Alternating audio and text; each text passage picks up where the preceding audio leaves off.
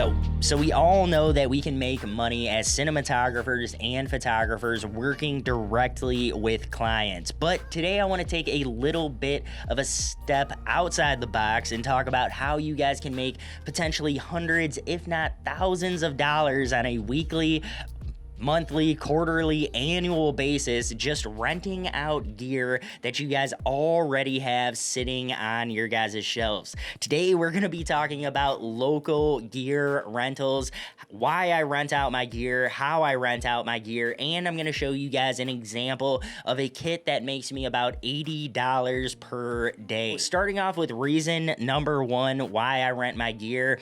Number one is gear is expensive, and a lot of the gear that I have, I don't use on an everyday basis, on a weekly basis, and sometimes not even on a monthly basis. You know, some of those purchases that maybe you should not have made, you probably should have just rented. Well, I have a ton of equipment that I've collected over the past 3 years that I've been full-time at this. And I can definitely say that some of the gear I have an excess amount of, and some of the gear I might not even really use on, you know, a weekly basis. So over the past 2 years, I started renting out gear that, you know, I just have sitting over here, sitting on my shelf, ready to go, and that I know a lot of other people would definitely be able to use in order to step up their productions, and even business owners could be using some of this gear in order to film stuff like podcasts, in order to film quick and easy video vlogs with their cell phones, stuff like that. So reason number one is it obviously allows me to pay off my gear faster, and kind of what we were talking about just a second ago is it allows me to meet a ton of new people in my industry. Photographers, cinematographers, and other content creators, people that do the same type of work that I do. This has kind of led me into reason number three why I rent my gear, and that is it actually opens up new opportunities for more work. Whether that's working directly with people who are finding out about you and your services through the gear that you rent, or you guys are actually getting to work on the projects that small business owners are now recording or now doing the production part of it on their own. For instance, stuff like podcasts and things like that. If you can make a really simple kit that has very simple directions to follow that allows people to record high quality audio content wherever they are or at their business or at their home office, then that can be an extremely valuable kit for small businesses, for other content creators, for people to do voiceovers, all that kind of stuff. We're going to be talking about one of the audio kits that I have put together that makes me around $80 a day. Those are pretty much my three main reasons for actually renting out gear. One, it allows me to pay off my gear faster and put more money back into my pocket for the past investments that I've already made. And number two, it allows me to meet peers and other people doing the exact same thing that I'm doing. And number three, it just allows me to have a potential to make more income doing more things like editing, more things like consultations, and even potentially teaching people how to use this gear for a couple hours and stuff like that. So I definitely get work through having my gear available to rent online, and through having just word of mouth through people talking about, hey, this guy rents gear. If you need anything, definitely hit him up, hit up his business. He, you know, rents gear.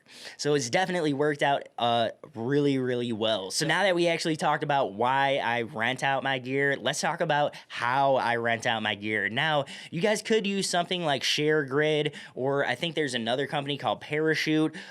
There's a ton of online companies that allow you to post your gear up for rentals or for lease. And with that, they typically also give you guys some type of insurance and all of that stuff. The reason I like to do it all myself and manage my own rentals is because it allows me full control of the process, full control of how I get compensated if anything is to go wrong, full control over the contracts, full control of the entire process. So let's go over my process real quick and how I actually do my equipment rentals or my equipment leases. Starting off, you guys need an equipment lease agreement. Now, I will have lease agreements available for you guys to purchase. They are going to be under $25 for this lease agreement, and it will be available on my website, jamesdbuzzard.com. So if you guys need a leasing agreement, go check that out. I highly encourage you guys to use that and have it looked over by your lawyer in your state, in your county, just so you guys can make sure everything is legit and is going to work for you guys. There's a lot of content templates online, but they are not universal from state to state, county to county, and all of that kind of stuff. So you still need to have them looked over by a lawyer. Trust me, I learned that the hard way. Anyways, moving back into it, you guys want to make sure you guys have a lease agreement. On that lease agreement, you guys want to have all your terms of the lease, as well as how much that equipment costs and how much it costs to replace if anything is to go wrong.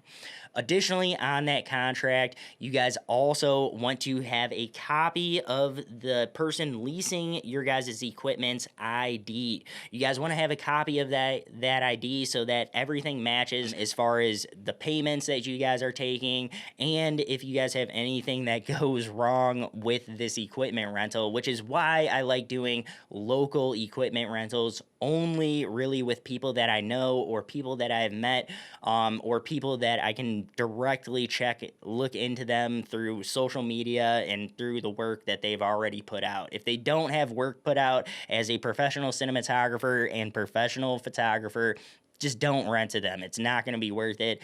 And if they don't have a business or something like that where you guys can hold them accountable, I wouldn't take the chance, even if they are giving you a signed leasing agreement and a copy of their ID.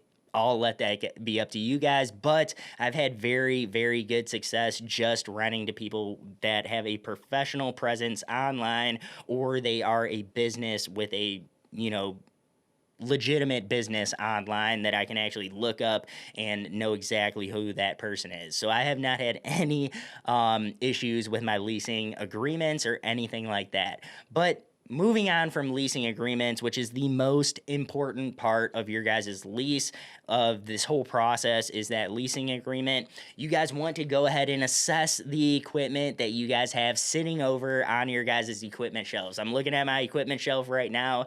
I have a ton of equipment that I do not use on a daily, and a lot of it not, or some of it not even on a weekly basis, like the kit that I'm going to be showing you guys here in just a second.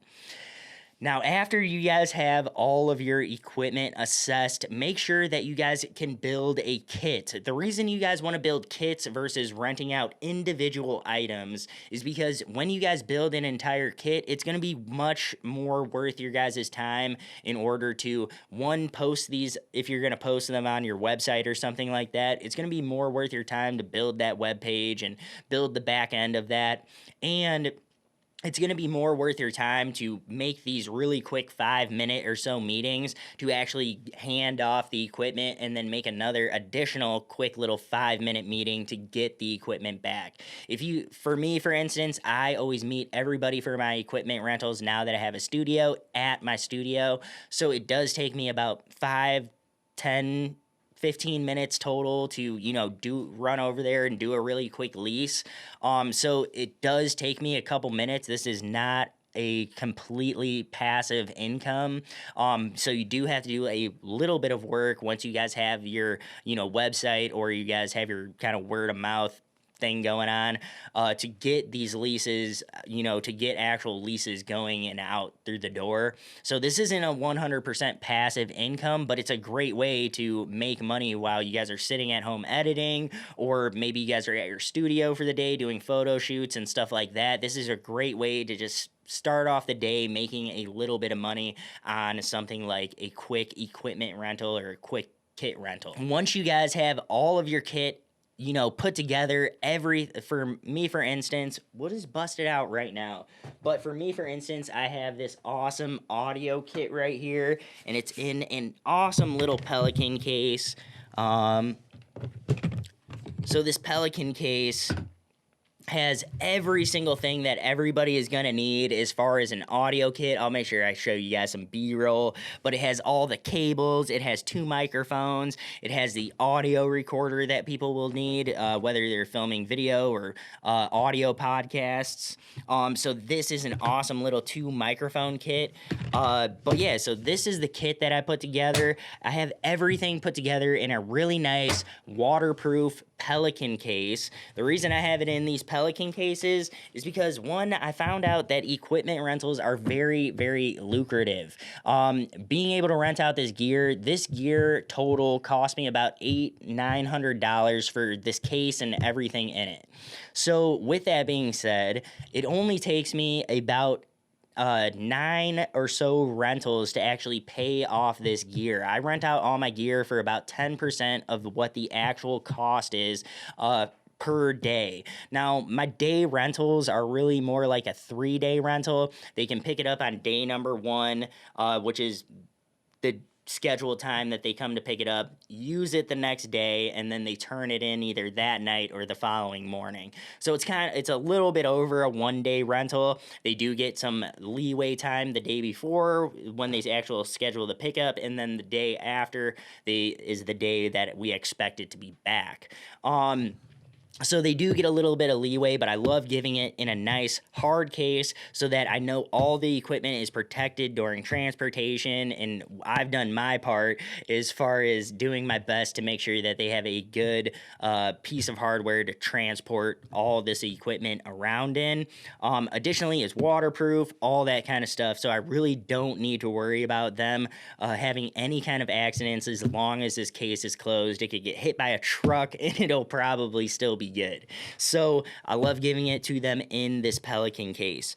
Additionally, these Pelican cases, if you did do multiple gear kits, or if you have multiple kits to rent, these Pelican cases, you can get them with this nice orange padding. I would definitely suggest getting it with the orange padding. That way you guys can always, kind of change out what is in these Pelican cases and what you're actually renting out. If you don't want to buy, a few of them, you could just buy one of each size or something like that, and then you can always just swap whatever equipment or kits you guys need to put in here to rent out for the day. Getting back to the process, I think we got a little bit ahead of ourselves and started looking at the kit already. But once you guys have your actual leasing agreement established, then you guys can actually establish what equipment or what kits you guys want to start leasing out. Once you guys have that done, you guys can actually start telling people, hey, we lease out gear. You guys can create an actual web page that has your equipment kits or your kits on it, and you guys can start managing your guys' own rentals. Now, I use Square. Currently, I use Square. I am looking into other options. But for the first 3 years of my business, Square was a really, really good option. It's free, and, it's just quick and easy to get going. If you guys are getting your business just getting started with your business and need an easy way for, to schedule equipment rentals and stuff like that, I use Square to make all those schedulings, and I do the equipment rentals. I shoot those over by invoice. So anytime somebody contacts me for a lease, all I really need to do is add the couple kits that they want to an invoice, shoot over that invoice that already has the contract attached to the invoice. Next, I get back my money so that I get paid for the actual rental. Along with the payment, I also get a signed copy of that contract back. And then from there, all I need to do is actually shoot over a link so that they can book when they want to actually come and pick up that gear or pick up that equipment. So it's a very simplified, very streamlined process. I usually always know the person that's renting from me ahead of time. If I don't know who the person is ahead of time, I can always look into who they are, look into them professionally, and make sure I'm not going to have any issues with them. If I do think I'm going to have any issues with them, or I'm feeling questionable about it at all, it's obviously not going to be worth the rental. But I have not had any issues with rentals at all, except for one ball head I got back that was a little sticky, but that is the extent of any issues that I've had over the past 2 years that I've been renting gear. So I hope that you guys can start thinking outside of the box, start diversifying the ways that you guys are actually making an income as a photographer, as a cinematographer, as a content creator.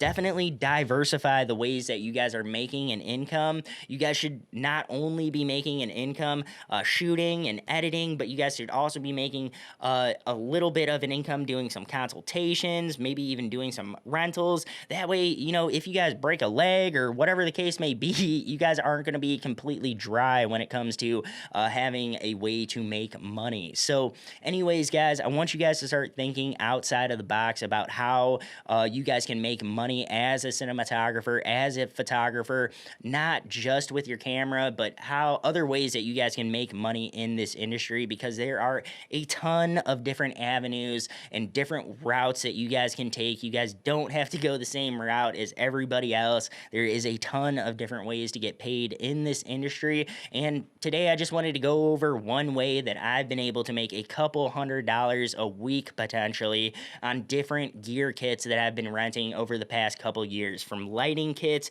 to audio kits to wireless lapel microphone kits, live streaming kits, and camera kits. I rent a ton of different gear, and I've had very, very good success over the past 2 years doing that. So I wanted to share that with you guys. But before I let you go, let me know down in the comments down below what gear you guys potentially have to rent, and if you guys think it's worth it to rent the gear that you guys currently have available.